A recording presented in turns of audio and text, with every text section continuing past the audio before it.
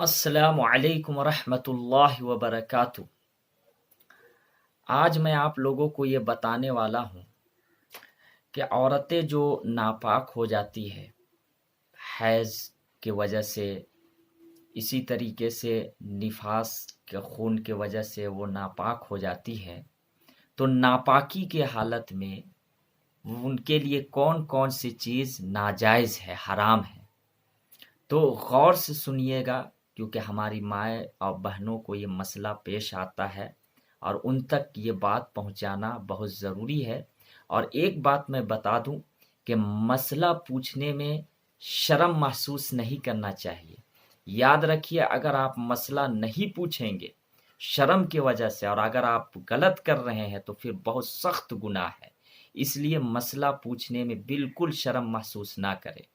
تو کون کون سے چیز ناجائز ہے حیض اور نفاس کے حالت میں، اس پر میں بتانے والا ہوں۔ تو دلیل میں دے دوں کہ بخاری شریف جلد 1 پہلی جلد صفحہ نمبر 44 میں یہ موجود ہے کہ کون کون سے چیز حرام ہیں۔ اسی طریقے سے موطا امام مالک صفحہ 156 میں، اسی طریقے سے ابو داؤد شریف پہلی جلد 1 صفحہ نمبر 30 میں یہ موجود ہے۔ ان تینوں کتابوں کو ملا کر یہ سب مسائل نکلے ہیں کہ پہلی چیز کہ عورتیں جب ناپاک ہو جائے تو وہ مسجد کے اندر نہیں جا سکتی۔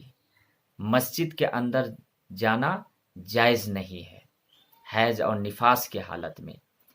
جو خون ناپاک ہوتا ہے تو ناپاکی کے حالت میں وہ مسجد نہیں جا سکتی۔ نمبر 2، وہ نماز نہیں پڑھ سکتی۔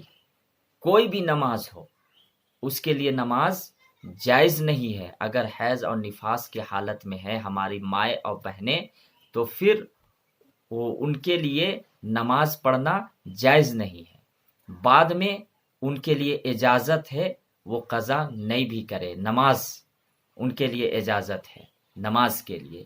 اسی طریقے سے نمبر 3، وہ کیا کرے، رمضان المبارک کا روزہ بھی نہیں رکھ سکتی، یعنی روزہ ان کے لیے منع ہے، کوئی بھی روزہ ہو، روزہ وہ نہیں رکھ سکتی۔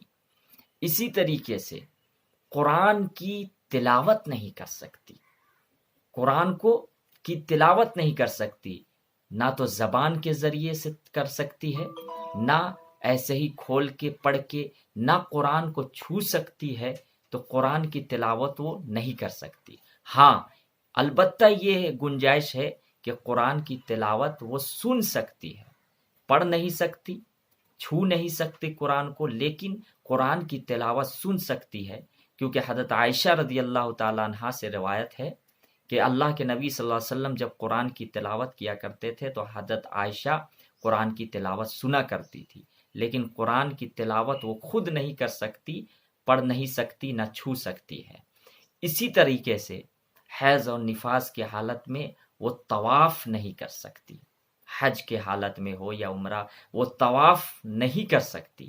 اس لیے جو حج میں عورتیں جاتی ہے اور اس طریقے سے حالات پیش آ جائے، حیض یا نفاس کے حالت ہو جائے، تو اس وقت ان کو طواف کرنا منع رہتا ہے، ناجائز ہے۔ بقیہ تمام ارکان ان کے لیے کرنا ضروری ہو جاتا ہے، جو فرض، جیسے کہ عرفات کے میدان میں ٹھہرنا، نماز تو نہیں پڑھ سکتی، لیکن اور ارکان وہ کر سکتی، عرفات کے میدان میں ٹھہرنا، اسی طریقے سے وقوف مزدلفہ، تو یہ سب چیز وہ کریں گی، لیکن وہ طواف زیارت وہ نہیں کر سکتی، وہ بعد میں کریں گی جب پاک ہو جائیں گی۔ تو امید ہے کہ یہ ویڈیو آپ جو ہے اپنے تک محدود نہیں رکھیے گا، بلکہ اسے دوسروں تک پہنچائیے گا، تاکہ ہماری ماں اور بہنوں تک یہ مسئلہ پہنچ جائے، اور انشاءاللہ آپ کو بھی ثواب ملے گا۔ السلام علیکم ورحمۃ اللہ وبرکاتہ۔